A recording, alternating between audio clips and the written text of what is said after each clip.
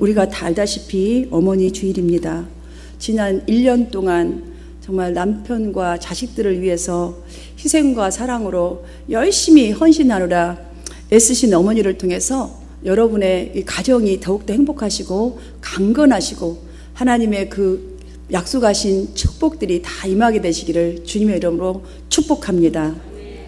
사실 우리를 돌봐 주시고 또 하나님 여기까지 인도하신 하나님께도 또한 어머니께도 여러분들 한번 큰 소리로 사랑합니다 한번 해볼까요? 사랑합니다. 고맙습니다. 예. 또 한 가지 있어요. 이것만 끝나버리면 아무것도 아니에요. 효도하겠습니다. 예. 예, 박수를 다시 한 번 더 감사하겠습니다. 예. 예. 여러분들 유대인의 속담에 하나님은 이 집 저 집 다닐 수 없어서 많은 어머니를 두셨다라는 속담이 있는데요. 이 속담에서 말하고자 하는 것은 하나님께서는 그 어머니들의 자녀의 양육과 그 다음에 가정의 행복을 그 어머니의 희생과 그리고 헌신과 사랑, 또 한 가지 있어요. 눈물의 기도를 통해서 내가 일하여서 이렇게 행복한 가정으로 이루어 주시겠다라는 말을 이렇게 표현했다는 속담이 있는 것을 보면 참으로 공감이 됩니다. 왜냐하면 이 세상에는 사실 많은 어머니들이 있습니다. 그러나 아무리 많은 어머니가 계셔도 자녀인 나에게 가장 소중한 어머니는 딱 한 분, 내 엄마예요. 내 엄마. 다른 어머니가 아무리 많아도 다른 어머니지 내 어머니가 아니에요. 그런데 이렇게 귀한 어머니, 이 한 분, 정말 한 분께 순종하고 공경하라는데 또 아버지도 딱 한 분이잖아요. 근데 효의 개념이 세월이 갈수록 안타까운 좀 모습으로 달라져 가고 있는 것 같다라는 그런 마음들이 더 이렇게 진하게 자리를 잡아옵니다. 사실 100년 전도 아니고 불과 제 어린 시절만 해도 자식들은 아침 저녁으로 부모님께 문안을 드렸잖아요. 밤새 내내 건강하셨는지, 또한 편안히 잘 주무셨는지, 소화는 잘 시키셨는지. 당연히 이 일들이 해야 할 일들로 생각했고, 또한 챙기는 것은 당연하게 했던 그 마음 따뜻한 부모 공경이 효였는데, 지금은 부모들도 희한하게 가르쳐요. 얘야, 공부를 잘해야 성공해야 좋은 직장을 가고, 네가 성공해야 우리 가문이 산다. 이렇게 가르쳐요. 옛날 우리 부모는 그렇지 않았어요. 분명히 할아버지 할머니한테 먼저 가서 인사를 시켰고, 아버지가 숟가락을 들기 전에는 절대로 들지 않는 게이고, 아침에 학교 갈 때도 절대로 인사 없이 가는 법이 없었습니다. 우리 지금 거의 다가 아마 이 시대에 언더스탠딩 되시죠? 공감하시죠? 이런 상태 속에 살았는데 지금은 부모의 가르침도 그렇고, 그러니 자녀들의 생각은 일단 내가 뭐든지 1등 해야 된다는 이거에 맞춰 있다 보니까 내가 잘 돼야 효도라 라는 생각이 딱 들어 있습니다. 부모의 공경이 날이 갈수록 따뜻한 마음은 사라져가고 없다는 사실입니다. 제가 신방을 목사만 되어서 신방 다닌 게 아닙니다. 사실은 저의 사역은 그 어린 집사 시절 때부터 희한하게 하나님은 많은 곳을 다니게 했고 그렇게 하셨어요. 제가 점이듯이 이 설교를 준비하면서 가장 아픈 것이 무엇일까라는 생각을 해보았습니다. 그런데 가장 점이고 아팠던 순간, 내도 같이 눈물을 흘리면서 손을 잡고 기도했던 그 순간이 무엇이냐면 그 양로원에 갔을 때의 일이었습니다. 아니면 중환자실 갔을 때의 일이라는 생각이 들었습니다. 노약한 부모님 물론 모시기가 힘들고 내가 할 수 있는 버거운 일들이 더 많기 때문에 양로원에다 맡기지요. 거기다 두고 오면 찾아오지를 점점 않아요. 그러다 보니까 사람이 너무 그립고 외로워서 그저 가면 눈물을 막 흘려요. 고마워서 손을 붙들고, 또 가면은 그 눈빛이 저 사람은 언제 올려라 라는 그 막 애절한 눈빛으로 보는 것이 돌아서기가 정말 미안할 정도로 해왔던 그런 기억이 있습니다. 요즘은 심지어는 자녀가 어디에 살지도 모르는 부모님들도 계시다고 합니다. 이렇듯 효가 변질되어 가고 부모 사랑이 메말라가는 이 중심에 서 있는 우리, 자녀인 우리는 하나님의 말씀에 다시 한 번 더 깊이 귀를 기울이고 성경이 말한 진정한 효를 따르는 결단의 시간 있게 되기를 간절히 바랍니다. 중국 속담에 비둘기에게는 세 가지의 예가 있고, 그러니까 세 단의 예가 있고, 까마귀에게는 반포의 효가 있다라는 속담이 있습니다. 비둘기는 그 자기 가지에 앉을 때에 부모 새가 앉는 자리보다 3단 아래에 앉아 예를 표시한답니다. 우리가 새를 잘 몰랐는데 미모린 이들 또한 이렇게 한다는 것이에요.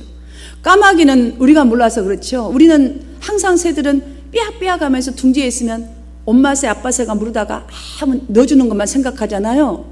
까마귀는 그렇지 않답니다. 늙어서 어미 까마귀를 공경한다는 거예요. 반대로 어머니가 늙어서 제대로 못 나르면 자식 새가 갖다가 먹을 걸 갖다가 어미 입에다가 넣어주면서 봉양을 한다라는 속담이 바로 이 뜻입니다. 맞는 것 같아요. 우리 어머니들의 하루 생활을 보아도 어머니의 손은 쉴 새가 없어요. 어머니 손은 쉴 새가 없어요. 저만 보더라도 쉴 새가 없어요. 남편 옷 다리기부터 시작해서 신발까지 닦아놓은 남편들은 몰라서 그냥 신고 가는지 몰라도 시간 남은 잠시도 쉴 새가 없어요. 어머니의 눈과 마음은 어떤가요? 아침 먼동이 뜨기 전에 잠자리에 이르기까지 항상 가족을 향한 희생뿐입니다. 새벽이면 누구보다 먼저 일어나서 아침 식사를 준비하고 낮에는 집 청소에 빨래, 다름질에 뭐 좀 많아요. 아이들 키우는 일까지. 자, 아이들을 또 돌본 그 상태 속에서 저녁이면 저녁상을 차리고 설거지하고 남편과 자식들 모두 쉬는 시간에도 내일 직장을 갈 남편을 위해서 준비해야 하고 학교 갈 자식들을 위해서 필요한 준비로 1시간도 잠들기 전까지는 쉬는 시간이 없을 정도로 가족을 위해 일하는 분들이 어머니이십니다. 그것뿐만 아닙니다. 밥을 먹는 그 시간에도 남편 자식을 잘 모릅니다. 그냥 당신 먹지? 얘기하면 엄청 생각해 주는 것 같죠? 근데 어머니는 그렇지 않습니다. 맛있는 음식 있으면 당신이 그렇게 좋아함에도 불구하고 일부러 싫어하는 척 합니다. 그 먹는 게 너무 이뻐서 하나라도 더 먹이고 싶어서 남편 잘 먹으면 남편 먹이고 싶고 자식 잘 먹으면 그게 이뻐서 나는 별로 안 좋아한다고 아까 많이 먹었다고 말하지요. 우리 모두 그렇지 않아요, 여러분들? 여기 앉아 계신 어머니들 저뿐만 아니라 여러분들 다 그렇고 우리 어머니들 그래요. 그 사랑 때문인지는 잘 모르겠으나 나이가 들어갈수록 또한 세월이 갈수록 감사가 늘어만 갑니다. 이것은 어쩌면 깨달음의 은혜가 아닌가라는 생각이 듭니다. 그런데 영적 육적으로 좀 철들어서 깨달을만 하니까 시부모님도 안 계십니다. 저에게는 친정아버지도 저 곁에는 없는 것입니다. 이제서야 진짜로 감사하는 그 마음으로 그 마음이 늘어만 가는데 오늘 본문 말씀을 준비하다 보니까 내 부모를 공경하라. 이 하나님 말씀 앞에서 후회만 되고 지키지 못한 명령이 되어버렸어요. 한 분 남은 어머니라도 내가 최선을 다하겠다. 이런 마음으로 준비하게 됩니다. 여러분, 유행 가사 중에 있을 때 차례, 뭐죠? 후회하지 말고, 그 다음에 있을 때 잘해, 흔들리지 말고. 저 다른 가사는 아무것도 모르겠어요. 근데 이런 가사가 말하고자 하는 것이 이제 내가 설교 앞에서 그래 있을 때 잘해 갑자기 이게 탁 떠오르는 거예요. 내가 그렇다고 유행가를 잘 부르는 것도 아닌데, 근데 이게 가슴에 와 닿는 이유가 무엇이겠어요? 뭔가 내가 하려고 할 때는 할 수 없을 때가 온다는 말이 아니겠습니까? 그러니까 있을 때 지금 잘하라는 말, 이 말이 아니겠어요? 오늘 본문은 이보다도 더 한 차원이 더 나아갑니다. 우리가 있을 때 잘해, 이것만 잘하면 장수하고 우리가 잘 되는 비결 두 가지를 우리가 하는 그 조그만 한 가지를 가지고 그런 작은 것들을 그걸 효라고 하나님은 생각하시고 받으시고 우리에게 축복을 가르쳐 주시고 계십니다. 첫 번째로 너희 부모에게 공경하라. 두 번째로 내 부모를 공경하라. Obey and honor. 순종과 공경하라. 이거 하면은 엄청난 축복을 주신다고 이 약속을 그냥 다 우리에게 전달해 주십니다. 그런데 방법을 제시합니다. 주 안에서 공경하라. 이것이 약속이 있는 첫 계명이니라. 공경하라 했는데 약속이 있는 첫 계명이라는 엄청난 말씀을 딱 심어 주셨습니다. 여기서 공경하라에서 공경은 헬라어로 키베드입니다. 키베드. 이 단어는 무겁다라는 뜻이 있어요. 그 무겁다는 뜻이 무엇이냐면 우리가 엄청나게 무거운 것을 들어 올리려면 어떻게 해야 돼요? 허리를 굽혀야 하잖아요. 몸을 낮춰야 하잖아요. 자, 내 부모를 이 정도로 프라우드하게 명예롭게 생각하라는 거예요. 이 정도로 최고로 우리 부모는 어떤 걸 섬긴 것보다도 최고의 귀한 마음을 가지고 그런 마음으로 공경하라라는 뜻이 있습니다. 여러분들 10계명 중에 4계명이 무엇이지요? 위로는 하나님께 효도하는 것이에요. 나머지 6계명은 이웃에 대한 의무를 우리에게 말씀해 주셨습니다. 10계명 중에 특별한 사실 하나가 우리가 여기서 발견해야 됩니다. 여러분들이 얼마만큼 그걸 기억하고 얼마만큼 그것에 심취해 왔는지는 알 수 없겠으나 이 10계명에 축복의 약속이 있는 것은 첫 계명이라 하신 내 부모를 공경하라. 이거 딱 한 가지입니다. 너무 특이하지 않습니까? 왜일까요? 다른 계명들은 그렇지 않은데 왜 부모 공경의 만큼은 이렇게 하신 것일까요? 축복을 선포하신 것일까요? 이것은 이렇다고 저는 생각이 듭니다. 정해진 때가 있기 때문이라고. 때가 지나면 아무리 이 계명은 지키고 싶어도 부모 살아계실 때만 가능하지 할 수가 없는 것이에요. 이웃사랑, 여러분 이웃은 또 지나가면 또 만나는 게 이웃이고 하나님 사랑 우리가 죽는 그날까지도 사랑하고 하나님 또 가면 사랑해요. 근데 부모는 때가 딱 있어요. 여기 주 안에서 하라는 말이 무엇인지 아십니까 여러분? 부모님에게 하는 이 순종과 공경이 하나님께 하는 것을 강조하고 싶어서 하나님께 하는 것이라는 것을 알게 하고 싶어서 이렇게 강조한 표현입니다. 하나님은 효도하는 자녀들에게 또 마치 딱 씨를 뿌리고 정성을 다해서 막 열심히 정말 가꾸고 노력하면은 가을이 되면 어떻게 돼요? 열매를 풍성히 거둬들이는 그 농부의 행복에 두고 하나님께서 베푸실 축복에 대한 것을 너무나 알기 쉽게 우리에게 알려주고 계시지 않습니까? 자녀들이 이 작은 효를 지속적으로 심어가면 이 땅에서 잘 되고 장수하리라. 점점점 잘 되잖아요. 바로 이 말씀이 그 증거입니다. 여기서 말씀하신 장수하리라, You may live long 이라고 영어 성경에는 기록되어 있습니다. You may live long, 이것은 그냥 오래 사는 것만을 의미하는 것이 아닙니다.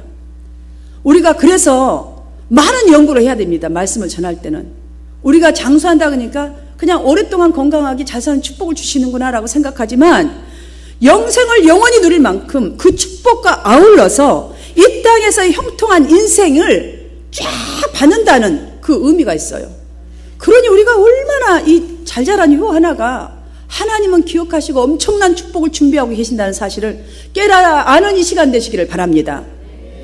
그러므로 이 명령은, 하나님의 이 명령은, 자식이 잘 되라는 이 명령은 무엇이냐면 진짜 좋은 자식이 되라라는 직설적인 명령으로 받으시기를 바랍니다.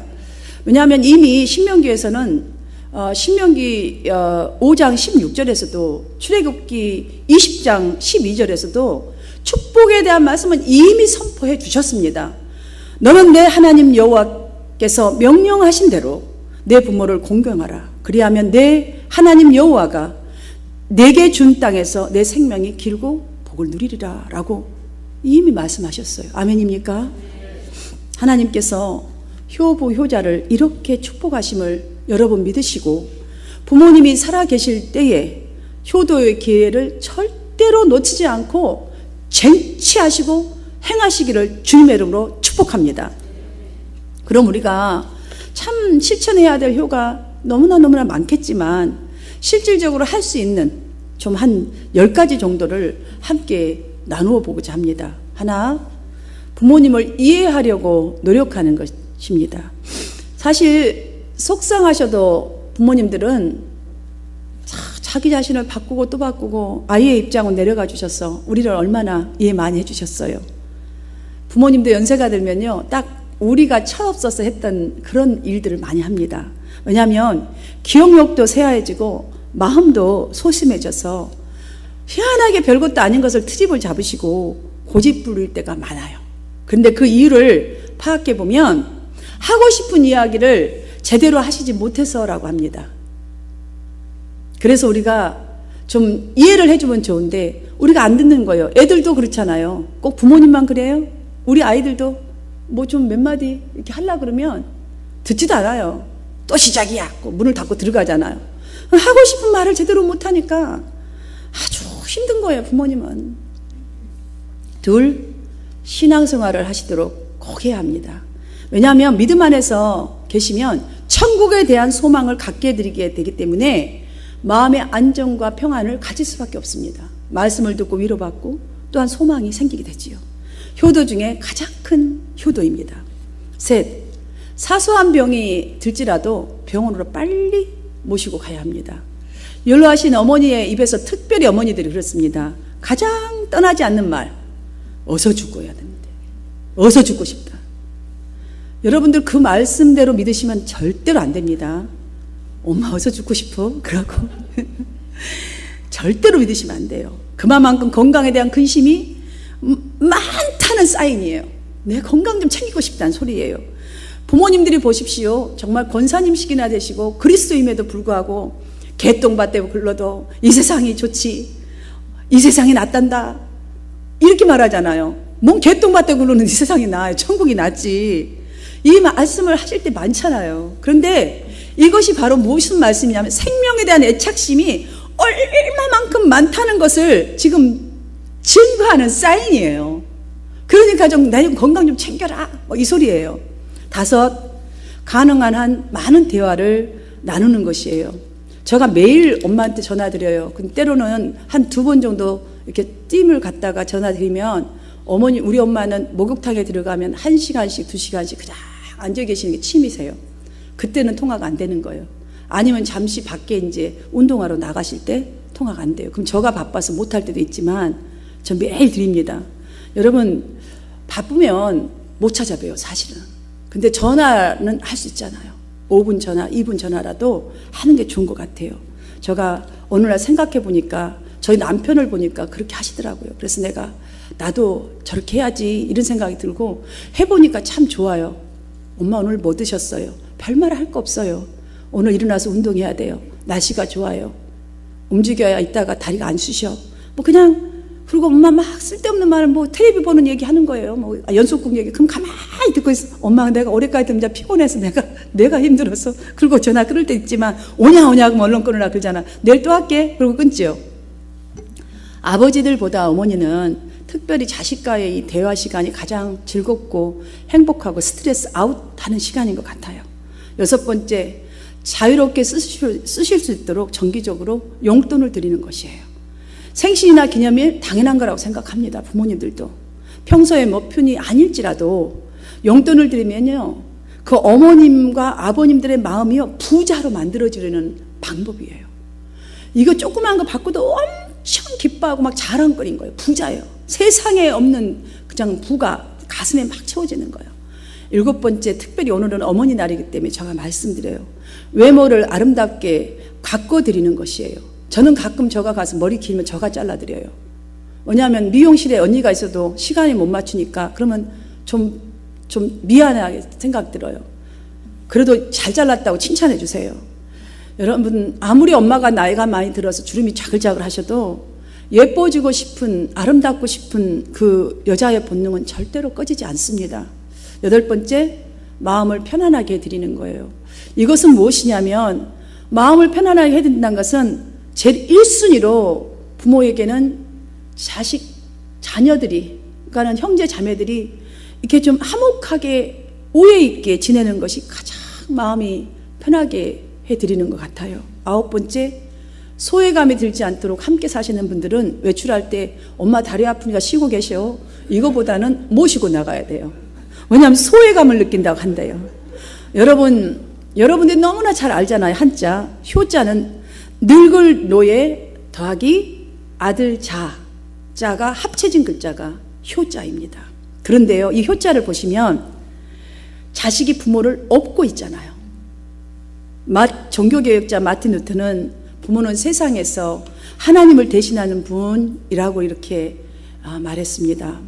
이 말이 무슨 뜻이냐면 하나님을 섬기는 사람은 당연히 부모를 이렇게 업고 있듯이 공경하라, 효를 다하라 라는 말입니다. 하나님께서 명령하신 첫 계명으로 부모를 공경하라 하신 것은 부모님이 나에게 잘해주셔서 공경하라는 게 아닙니다. 나를 낳아주시는 분이기 때문에 순종하고 공경하라라는 말입니다. 충북 제천 출신인 분인데요. 이분은 허리가 굽은 꼽주 장애인입니다. 어린 시절 그분의 아버지는 술과 도박에 빠져 계신 분이었습니다. 매일 술, 매일 돈만 생기면 도박입니다. 노름하는 거예요. 핫도 치는 거예요. 그래서 그분도 끊어보려고 손가락을 하나씩 이게 잘랐는데도 하나 잘라도 실패하고 또 노름하고 또 두 번째 손가락 잘라도 또 노름하고 지속적으로 노름을 해서 이제 손가락이 다 잘려나갔습니다. 그런데 하투를 잡을 수 없으니까 어떻게 하냐면 대리자를 세워서 노름을 합니다. 여러분 성공했을까요? 돈을 엄청 벌어서 부자가 됐을까요? 왜 대답이 없으세요? 안 해봐서 모르는 것이지요? 예. 모든 가산을 다 탕진하고 어머니는 삭바느질, 그 다음에 남 품파는 거 있잖아요.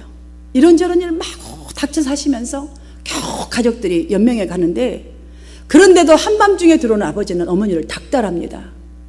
오늘 번 돈 내놓으라고. 노름하러 가고 싶어서. 그러다가도 돈을 안 주니까 홧김에 이 아들을, 마루에 있는 아들을 주워 던져버린 거예요. 이 아들이 곱추로 태어난 것이 아니고 장애인으로 태어난 것이 아니고 아버지가 자기 홧김에 던져버린 것 때문에 이 아이는 장애인이 되었습니다. 장애인이 되고 나니까 이 아이는 한 명도 놀아주는 친구도 없었습니다. 그때 혼자서 생각합니다. 내가 할 수 있는 것은 공부뿐이라고. 참 착하지요. 그래도 열심히 공부해서 사법고시에 결과적으로 합격하고 판사가 되었습니다.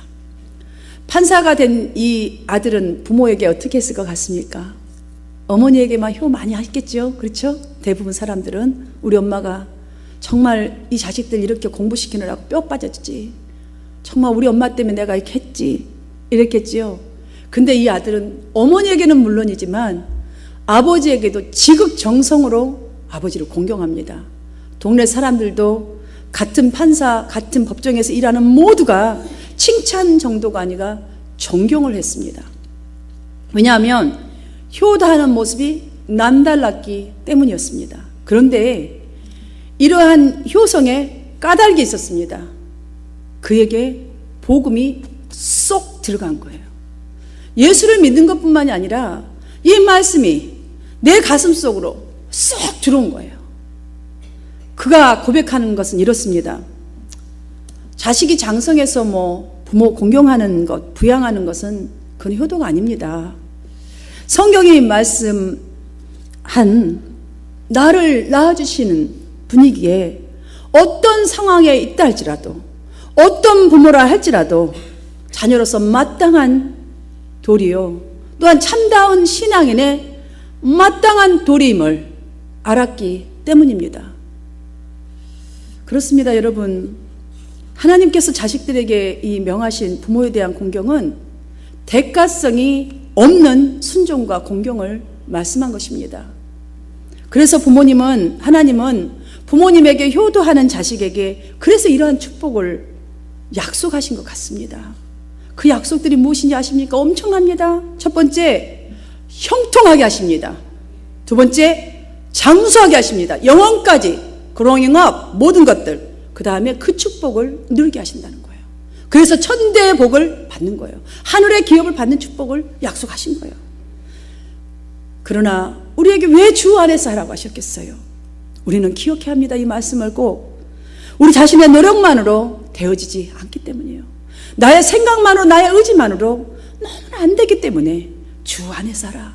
이 말씀이 가르쳐 주신 대로 따라 할 수 있기 때문에, 자주 듣는 말씀이기 때문에, 어느 날 쏙 집어넣으면 할 수 있기 때문에 하신 말씀입니다.